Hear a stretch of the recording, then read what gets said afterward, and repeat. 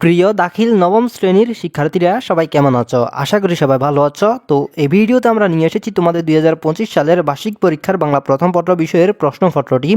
তো এই ভিডিওতে তোমাদের আমরা এই প্রশ্নটি 100% সমাধানও করে দিব।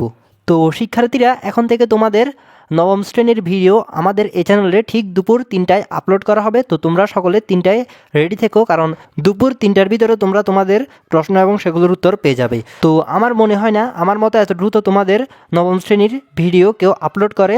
তো আমি একমাত্র তোমাদের সবগুলো প্রশ্ন এবং সেগুলোর উত্তর সহ এত দ্রুত ভিডিও আপলোড করতেছি। তো তোমরা অবশ্যই আমাদের এই চ্যানেলটি সাবস্ক্রাইব করতে হবে এবং বেশি বেশি আমাদের ভিডিওতে লাইক করতে হবে, কারণ তোমাদের লাইক এবং সাবস্ক্রাইবারের উপর নির্ভর করে তোমাদের পরবর্তী বিষয়ের প্রশ্নপত্রের ভিডিওগুলো আপলোড করা হবে এবং সাথে উত্তরগুলোও। আশা করি বুঝতে পেরেছ। তো শিক্ষার্থীরা, আমরা কথা না বাড়িয়ে তোমাদের বাংলা প্রথম পত্র বিষয়ের প্রশ্নগুলোর উত্তর দেখি। এখানে আমাদের 1 নম্বর প্রশ্ন, আধুনিক শিক্ষার কর্মনাশা স্রোতের অতল গর্ভে তলিয়ে যাচ্ছে কি? তো এটির উত্তর হবে ক, উপকথা। তারপর 2 নম্বর প্রশ্ন, পল্লীর প্রত্যেক পরতে পরতে সাহিত্য ছড়িয়ে আছে বলে ডক্টর মোহাম্মদ শহীদুল্লাহ কোনটি বুঝিয়েছেন? তো এখানে 2 নম্বর প্রশ্নের উত্তর হবে গ, সাহিত্যের সাথে গণমানুষের সম্পৃক্ততা। এখানে 2 নম্বর প্রশ্নের উত্তর হবে গ, সাহিত্যের সাথে গণমানুষের সম্পৃক্ততা। আশা করি বুঝতে পেরেছ। এরপর 3 নম্বর প্রশ্ন, রোদ হচ্ছে পানি হচ্ছে, খ্যাকশিয়ালের বি হচ্ছে, এটি কি? তো এখানে 3 নম্বর প্রশ্নের উত্তর হবে খ, চড়া। এটি একটি চড়া। তো শিক্ষার্থীরা বুঝতে পারছো আশা করি। এরপর এখানে তোমাদের 4 নম্বর প্রশ্ন, সারস প্রাণের জীবন্ত উৎস কি? এখানে 4 নম্বর প্রশ্নের উত্তর হবে খ, মারপতি গান। মারপতি গান হলো সারস প্রাণের জীবন্ত উৎস। এরপর আমার প্রশ্ন, এদের জ্ঞান দাও প্রভু, এদের ক্ষমা করো, এই উক্তিটি হযরত মুহাম্মদ সাল্লাল্লাহু আলাইহি সাল্লামের কোন গুণটি প্রকাশ করেছে? তো এখানে 5 নম্বর প্রশ্নের উত্তর হবে গ, মহানুভবতা। তারপর 6 নম্বর প্রশ্ন, হযরত মুহাম্মদ সাল্লাল্লাহু আলাইহি সাল্লাম মক্কা ছেড়ে মদিনায় গেলেন কেন? উত্তর হবে গ, মক্কাবাসীর নির্যাতনে। তো শিক্ষার্থীরা, এরপর এখানে আমাদের বলা হয়েছে নিচের উদ্দীপকটি পড়ো এবং 7 ও 8 নং প্রশ্নের উত্তর দাও। তো উদ্দীপকটি, শফিকুল সুযোগ পেলে প্রতিবেশী আরিফের ক্ষতি করে। শফিকুল একদিন চিকনগুনিয়া রোগে আক্রান্ত হলে আরিফ তাকে ডাক্তার দেখিয়ে সুস্থ করে তুলেন। তো এখানে 7 নম্বর উদ্দীপকের সাথে কোন উক্তির সাদৃশ্য রয়েছে? তো এখানে 7 নম্বর প্রশ্নের উত্তর হবে গ, তথাপি অত্যাচারের বিরুদ্ধে তাহার বিন্দুমাত্র অভিযোগ নাই। তো এখানে 7 নম্বর প্রশ্নের উত্তর হবে গ। এরপর এখানে আমাদের 8 নম্বর প্রশ্নে বলা হয়েছে উদ্দীপক এবং মানুষ মোহাম্মদ সাল্লাল্লাহু আলাইহি সাল্লাম রচনার ভাবার্থ যে দিক থেকে একই তা হলো। এখানে আমরা দেখতে পাচ্ছি উদারতায়, তারপর সহনশীলতায়, তারপর পরদুঃখ কাতরতায়। তো এখানে 8 নম্বর প্রশ্নে 3টা অপশন দেখতে পাচ্ছি, সঠিক উত্তর হবে গ, অর্থাৎ এখানে 1, 2, 3 তিনটা হবে সঠিক উত্তর। আশা করি বুঝতে পারছো। এরপর 9 নম্বর প্রশ্ন, নিম গাছ গল্পে বর্ণিত কিসের চারদিকে আবর্জনা জমা হয়? তো এখানে 9 নম্বর প্রশ্নের উত্তর হবে খ, নিম গাছের। তো শিক্ষার্থীরা, এরপর 10 নম্বর প্রশ্ন, কবি নিম গাছের দিকে মুগ্ধ দৃষ্টিতে তাকিয়ে থাকেন কেন? তো 10 নম্বর প্রশ্নের উত্তর হবে খ, এর ঔষধি গুণের জন্য। তো 10 নম্বর প্রশ্নের উত্তর হবে খ, এর ঔষধি গুণের জন্য কবি নিম গাছের দিকে এক দৃষ্টিতে তাকিয়ে থাকতেন। তো এরপর 11 নম্বর প্রশ্ন, নিম গাছকে কিসের সাথে তুলনা করা হয়েছে? তো 11 নম্বর প্রশ্নের উত্তর হবে গ, গৃহিণী। নিম গাছকে গৃহিণীর সাথে তুলনা করা হয়েছে। আশা করি বুঝতে পারছ। এরপর 12 নম্বর প্রশ্ন, কবিরাজরা নিম গাছের প্রশংসায় পঞ্চমুখ হওয়ার কারণ হচ্ছে? তো এখানে আমরা 3টা অপশন দেখতে পাচ্ছি। তো 12 নম্বর প্রশ্নের উত্তর হবে ক, 1 ও 2। কবিরাজরা নিম গাছের প্রশংসায় পঞ্চমুখ হওয়ার কারণ হচ্ছে এর বৈশজ গুণাগুণ থাকায় রোগ প্রতিরোধের কার্যকরী ভূমিকার জন্য। তো 12 নম্বর প্রশ্নের উত্তর হবে ক, 1 ও 2। আশা করি বুঝতে পেরেছ। এরপর 13 নম্বর প্রশ্ন, উপেক্ষিত শক্তির উদ্ভাবন প্রবন্ধ মতে তথাকথিত ছোট লোকের অন্তর কেমন? তো এখানে 13 নম্বর প্রশ্নের উত্তর হবে গ, মহৎ। ছোট লোকের অন্তর হবে মহৎ, অর্থাৎ উপেক্ষিত শক্তির উদ্ভাবন প্রবন্ধ অনুযায়ী। তো এরপর এখানে আমাদের বলা হয়েছে নিচের উদ্দীপকটি পড়ো এবং 14 এবং 15 নং প্রশ্নের উত্তর দাও। তো উদ্দীপকটি, দেখিনু সেদিন রেলে কুলি বলে এক বাবু সাপ তারে ঠেলে দিল নিচে ফেলে, চোখ ফেটে এলো জল, এমনি করিয়া কি জগৎ জুড়িয়া মার খাবে দুর্বল। তো এখানে 14 নম্বর প্রশ্ন, উদ্দীপকের শেষ চরণে উপেক্ষিত শক্তির উদ্ভাবনের প্রবন্ধের কোন বিষয়ের প্রতিফলন ঘটেছে? তো এখানে 14 নম্বর প্রশ্নের উত্তর হবে ঘ, দরিদ্রের উপর অবহেলা অত্যাচার। তো আশা করি বুঝতে পারছো। এখানে 14 নম্বর প্রশ্নের উত্তর হবে গ। এরপর 15 নম্বর প্রশ্ন। তো শিক্ষার্থীরা, এরপর 15 নম্বর প্রশ্ন, উদ্দীপককে প্রতিফলিত উপেক্ষিত শক্তির উদ্ভাবন প্রবন্ধের বিষয় হচ্ছে? তো এখানে আমরা শিক্ষার্থীরা 3টা অপশন দেখতে পাচ্ছি, সঠিক উত্তর হবে 3টা। যেমন এখানে উদ্দীপককে প্রতিফলিত উপেক্ষিত শক্তির উদ্ভাবন প্রবন্ধের বিষয় হচ্ছে দরিদ্রের উপর প্রভাবশালীদের শোষণ বর্ণিত, ছোট লোকদের যথার্থ মূল্য দেওয়া, কৃষক শ্রমিকদের উপর দৃষ্টিভঙ্গি বদলানো। তো এখানে 15 নম্বর প্রশ্নের উত্তর হবে 3টা। এরপর 16 নম্বর, মানুষে স্বর্গে তুলিয়া দরিয়া দুলাই নামিল শশী পঙ্গক্তিতে উমরের কোন গুণ প্রকাশ পেয়েছে? তো এখানে 16 নম্বর প্রশ্নের উত্তর হবে ঘ অনাডম্বরতা। তো শিক্ষার্থীরা এখানে 16 নম্বর প্রশ্নের উত্তর হবে গ অনাডম্বরতা। আশা করি বুঝতে পেরেছ। এরপর 17 নম্বর প্রশ্নটি আজানের ধ্বনি কার স্মৃতি বহন করে? তো 17 নম্বর প্রশ্নের উত্তর হবে খ মহানবীর হযরত মুহাম্মদ সাল্লাল্লাহু আলাইহি সাল্লামের স্মৃতি বহন করে। আশা করি বুঝতে পেরেছ। এরপর 18 নম্বর প্রশ্ন, ওমর ফারুক কবিতায় কাকে ফরস মানিক বলা হয়েছে? তো এখানে 18 নম্বর প্রশ্নের উত্তর হবে গ ইসলামকে। ওমর ফারুক কবিতায় ইসলামকে ফরস মানিক বলা হয়েছে। তো আশা করি বুঝতে পারছ। এরপর এখানে আমাদের 19 নম্বর প্রশ্ন, হযরত ওমর রাদিয়াল্লাহু তাআলা আনহু জেরুজালেমে গিয়েছিলেন কেন? তো এখানে 19 নম্বর প্রশ্নের উত্তর হবে ঘ অবরুদ্ধ দুর্গের অধিকার নিতে। হযরত ওমর রাদিয়াল্লাহু তাআলা আনহু জেরুজালেম গিয়েছিলেন অবরুদ্ধ দুর্গের অধিকার নিতে। তো আশা করি বুঝতে পারছো। তো শিক্ষার্থীরা এখানে আমি তোমাদের যেভাবে দেখাচ্ছি তোমরা সেম এভাবে পরীক্ষা লিখবে। তো এরপর পরীক্ষা দিয়ে এসে কমেন্টে আমাকে জানাবে। এরপর 20 নম্বর প্রশ্ন, সেই দিন এই মাঠ কবিতায় বর্ণিত ফুলের নাম কি? তো এখানে 20 নম্বর প্রশ্নের উত্তর হবে খ শিউলি। এরপর 21 নম্বর প্রশ্ন, সেই দিন এই মাঠ কবিতায় এসব গল্প বেঁচে রবে চিরকাল বলতে কি বোঝানো হয়েছে? তো 21 নম্বর প্রশ্নের উত্তর হবে ক পৃথিবীর বহমানতা। সেই দিন এই মাঠ কবিতায় বেঁচে রবে চিরকাল বলতে বোঝানো হয়েছে পৃথিবীর বহমানতা। এরপর নিচের উদ্দীপকটি পড়ে 22 এবং 23 নম্বর প্রশ্নের উত্তর দেওয়ার জন্য বলা হয়েছে। তো উদ্দীপকটি আবার আসিব পীরে দানসিঁড়িটি তীরে এ বাংলা হয়তো মানুষ নয় হয়তো বা শঙ্কচিল শালিকের বেশে হয়তো বোরের কাক হয়ে এই কার্তিকের নবান্নের দেশে। তো 22 নম্বর প্রশ্ন, উদ্দীপকের প্রথম চরণের সাথে সাদৃশ্যপূর্ণ সেই দিন এই মাঠ কবিতার পঙ্গক্তি কোনটি? এখানে উত্তর হবে ক পৃথিবীর এইসব গল্প বেঁচে রবে চিরকাল। তো 22 নম্বর প্রশ্নের উত্তর হবে ক। আশা করি বুঝতে পেরেছ। এরপর 23 নম্বর প্রশ্ন, উদ্দীপকটিতে বর্ণিত কবিতার যে বক্তব্য ধারণ করেছে তা হলো। তো এখানে আমরা 3টা অপশন দেখতে পাচ্ছি, পল্লীর প্রাকৃতিক সৌন্দর্য, জীবন ক্ষণস্থায়ী তথা মৃত্যু চিন্তা, কাকের বেশে ফিরে আসার আকাঙ্ক্ষা। তো 3টা অপশন দেখতে পাচ্ছি। তো 23 নম্বর প্রশ্নের সঠিক উত্তর হবে ঘ, অর্থাৎ এখানে 1, 2, 3 তিনটা হবে সঠিক উত্তর। আশা করি বুঝতে পেরেছ। এরপর 24 নম্বর প্রশ্ন, যাব আমি তোমার দেশে কবিতায় কবি উদাস বেশে বলতে কি বুঝিয়েছেন? তো এখানে 24 নম্বর প্রশ্নের উত্তর হবে ক আনমনে। কবি এখানে উদাস বেশে বলতে বুঝিয়েছেন আনমনে। তো আশা করি বুঝতে পারছো এখানে 24 নম্বর প্রশ্নের উত্তর ক। এরপর 25 নম্বর প্রশ্ন, সেথায় 4000 পাখি নিতুই দিবস ভোর উদ্দীপকের সাথে যাব আমি তোমার দেশে কবিতার সাদৃশ্যপূর্ণ পঙ্গক্তি কোনটি? তো এখানে 25 নম্বর প্রশ্নের উত্তর হবে ঘ বনের মাঝে ডাকবে ডাহুক ফিরবে গুগু আপন ভাষে। এখানে সঠিক উত্তর হবে গ। আশা করি বুঝতে পেরেছ। এরপর 26 নম্বর প্রশ্ন, দিগল ভাকা পন্তখানি বলতে কবি জসিমউদ্দিন কোন পথকে বুঝিয়েছেন? তো এখানে 26 নম্বর প্রশ্নের উত্তর হবে খ মেঠো।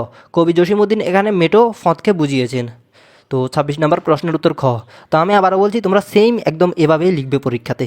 তারপর 27 নম্বর প্রশ্ন, মৌসুমি ফুলে কি বরে দেওয়ার কথা বলা হয়েছে? তো 27 নম্বর প্রশ্নের উত্তর হবে ঘ বাংলাদেশ। মৌসুমি ফুলে বাংলাদেশ বরে দেওয়ার কথা বলা হয়েছে। এরপর 28 নম্বর প্রশ্ন, আমার দেশ কবিতায় যে বিষয়গুলো এসেছে, এখানে আমরা দেখতে পাচ্ছি প্রকৃতি, মুক্তিযুদ্ধ, দেশপ্রেম। 3টা অপশন দেখতে পাচ্ছি, সঠিক উত্তর হবে খ 1 ও 3। আমার দেশ কবিতায় যে বিষয়গুলো এসেছে সেগুলো হলো প্রকৃতি এবং দেশপ্রেম। তো এখানে মুক্তিযুদ্ধ নেই, সঠিক উত্তর হবে 1 ও 3 খ। এরপর তোমাদের বলা হয়েছে নিচের উদ্দীপকটি পড়ো এবং 29 এবং 30 নং প্রশ্নের উত্তর দাও।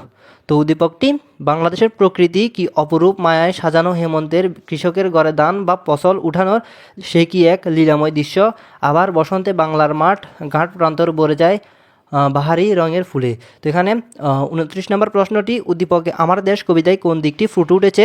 তো 29 নম্বর প্রশ্নের উত্তর হবে খ প্রকৃতি। এরপর 30 নম্বর প্রশ্ন, উদ্দীপকের বিষয়টি আমার দেশ কবিতায় যে পঙ্গক্তিতে উঠে এসেছে। তো আমরা এখানে 3টা অপশন দেখতে পাচ্ছি। তো এখানে তোমাদের 30 নম্বরটির প্রশ্নের উত্তর হবে ঘ, অর্থাৎ এখানে 1, 2, 3 তিনটা হবে সঠিক উত্তর। যেমন উদ্দীপকের বিষয়টি আমার দেশ কবিতার যে পঙ্গক্তিতে ফুটে উঠেছে সেখানে হলো এখানে প্লাবনে নুহের বিষতি বাসে ফরে মাঠ ভরা দন্ন শীর্ষ ফরে মৌসুমি ফুলে অঞ্জলি ভরে ভরে। তো এখানে 3টা অপশনই হবে সঠিক উত্তর।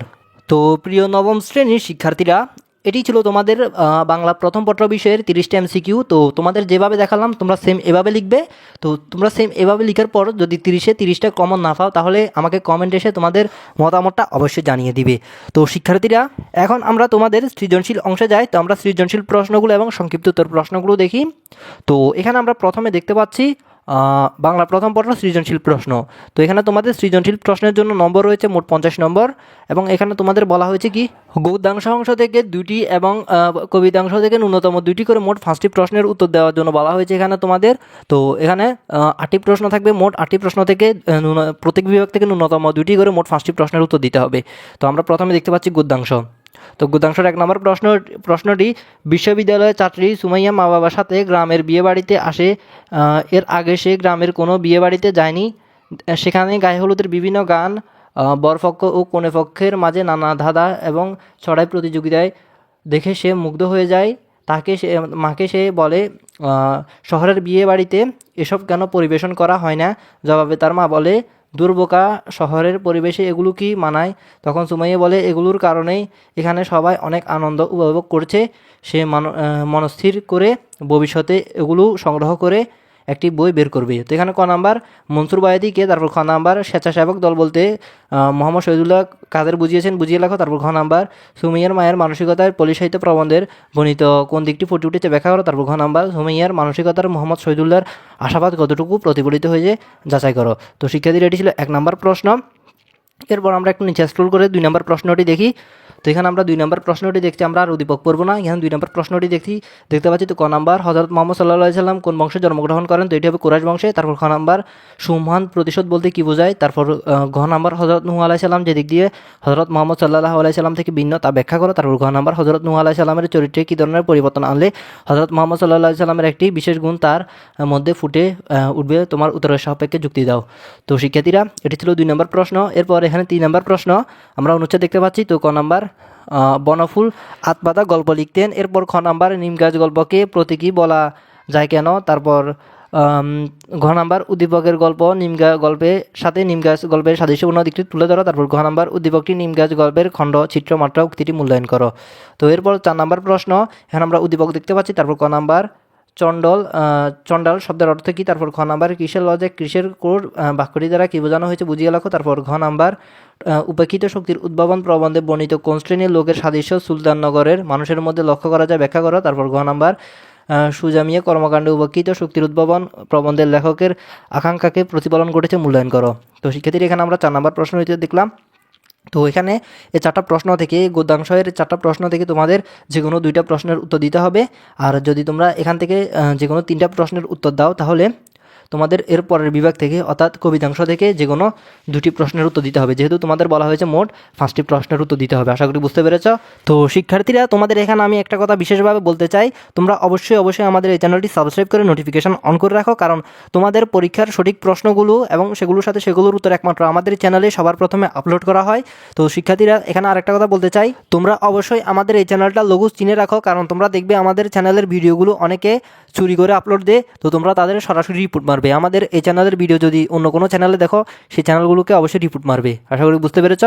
তো এরপর আমরা কবিতাংশ দেখতে পাচ্ছি। তো কবিতাংশের 5 নম্বর প্রশ্নটি, তো এখানে ক নাম্বার হযরত ওমর রাদিয়াল্লাহু তাআলা আনহু কোথায় বসে অর্ধেক বিশ্ব শাসন করেছেন? খ নাম্বার হযরত ওমর রাদিয়াল্লাহু তাআলা আনহুর ফাসাদ খসে গিয়েছিল কেন? তারপর গ নাম্বার উদ্দীপকের সুমহান আদর্শ ন্যায়পরায়ণতার যে দিকটি প্রকাশিত হয়েছে তা ওমর ফারুক রাদিয়াল্লাহু তাআলা আনহুর কবিতার সাথে কতটুকু সাদৃশ্যপূর্ণ ব্যাখ্যা করো। তারপর ঘ নাম্বার ইসলামের জীবন ও আদর্শের জ্বলন্ত দৃষ্টান্ত হযরত ওমর ফারুকের প্রতিচ্ছবিটি উদ্দীপকে ফুটে উঠেছে মন্তব্যটির যথার্থতা নিরূপণ করো।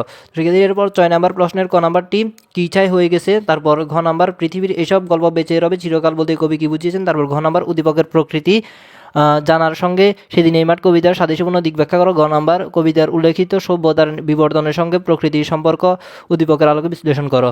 তো শিক্ষার্থীরা, এরপর আমরা একটু নিচে স্ক্রল করে তোমাদের 7 নম্বর প্রশ্নটি দেখি। তো 7 নম্বর প্রশ্নের আমরা উদ্দীপক দেখতে পাচ্ছি। তো ক নাম্বার যাব আমি তোমার দেশে কবিতায় কে বেতস কেয়ার বনে আসর মাথায়। তারপর খ নাম্বার ভাব করিব সখীর মনে কেন বুঝিয়ে লেখো। তারপর ঘ নাম্বার উদ্দীপকের প্রথম 2 চরণে যাব আমি তোমার দেশে কবিতার যে দিকটির সাথে সাদৃশ্য আছে ব্যাখ্যা করো। তারপর ঘ নাম্বার উদ্দীপকটি কবিতার সম্পূর্ণ ভাব প্রকাশ করেনি মন্তব্যটি যাচাই করো।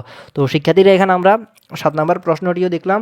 এরপর আমরা এখানে 8 নম্বর প্রশ্নটি দেখতে পাচ্ছি। তো 8 নম্বর প্রশ্নের ক নম্বর প্রশ্নটি আমার দেশ কবিতায় বারতা নিয়ে আসে কে? তারপর খ নাম্বার আমার দেশ কবিতায় সম্প্রীতির এক অনন্য দৃষ্টান্ত ব্যাখ্যা করো। তারপর ঘ নাম্বার উদ্দীপকটি আমার দেশ কবিতার সঙ্গে কিভাবে সাদৃশ্যপূর্ণ আলোচনা করো। তারপর ঘ নাম্বার উদ্দীপকটি আমার দেশ কবিতার আংশিক ভাব প্রকাশ করেছে, মন্তব্যটির সত্যতা নিরূপণ করো। তো শিক্ষার্থীরা এখানে আমাদের 8টি প্রশ্ন দেখা হলো। এখান থেকে তোমাদের যে কোনো 5টি প্রশ্নের উত্তর দিতে হবে। তো যে 5টি প্রশ্ন তোমাদের সহজ লাগে সে 5টি প্রশ্ন তোমরা বাছাই করে সে 5টি প্রশ্নের উত্তর দিয়ে দিবে। তো তোমরা এখান থেকে 8টি প্রশ্ন থেকে 5টি প্রশ্ন শিখে যাও পরীক্ষায় লেখার জন্য। তো আশা করি বুঝতে পেরেছো। এরপর তোমরা দেখতে পাচ্ছ সংক্ষিপ্ত উত্তর প্রশ্ন। তো সংক্ষিপ্ত উত্তর প্রশ্ন থাকবে 15টি থেকে তোমাদের 10টি প্রশ্নের উত্তর দিতে হবে, 10টির জন্য 20 নম্বর। তো এখান থেকে তোমরা এখনই 10টা প্রশ্ন শিখে নাও যেগুলো তোমাদের সহজ লাগে। তো এখানে আমরা দেখতে পাচ্ছি ক খ, তারপর গ গ, ঙ চ চ, বৈকার জ জ, ইয় ট ঠ ড। তো এখানে আমরা দেখতে পাচ্ছি ড পর্যন্ত। তো আরেকটু নিচে স্ক্রল করলে দেখতে পাচ্ছি ঢ এবং মধ্যাহ্ন। তো এখানে মোট প্রশ্ন রয়েছে 15টি থেকে তোমাদের কাজ হলো যে কোনো 10টি প্রশ্ন বাছাই করে শিখে নেওয়া। তো 10টির জন্য রয়েছে 20 নম্বর। তো শিক্ষার্থীরা তোমাদের যেভাবে দেখালাম এভাবে তোমরা যদি প্রস্তুতি নিয়ে যাও তাহলে তোমাদের 100 পাওয়া কেউ আটকাতে পারবে না আমি মনে করি।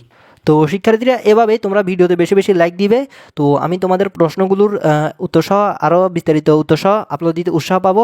আর শিক্ষার্থীরা তোমরা এখানে রচনামূলক প্রশ্নগুলো অর্থাৎ সংক্ষিপ্ত উত্তর প্রশ্নগুলো এবং সৃজনশীল প্রশ্নগুলোর উত্তর পাওয়ার জন্য এই ভিডিওর কমেন্ট বক্সে স্ক্রিনে দেওয়া এরকম একটা ফেসবুক পেজের লিঙ্ক দেখতে পাবে। তো তোমরা সেখানে ক্লিক করে অবশ্যই ফেসবুক পেজটাতে একটা ফলো দিয়ে রাখবে এবং একটা লাইক দিয়ে রাখবে, অর্থাৎ ফেসবুক পেজটাতে তোমরা জয়েন হয়ে থাকবে।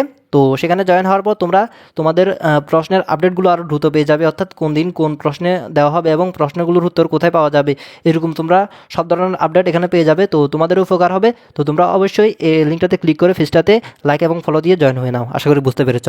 তো শিক্ষার্থীরা এটি ছিল তোমাদের বাংলা প্রথম পত্র বিষয়ের। দেখা হবে বাংলা দ্বিতীয় পত্র বিষয়ের প্রশ্ন এবং সেগুলোর উত্তর নিয়ে। তো সবাই ভালো থেকো, সুস্থ থেকো এবং ভিডিওতে বেশি বেশি লাইক দিবে। তো সবাই ভালো থেকো, সুস্থ থেকো। আল্লাহ হাফেজ।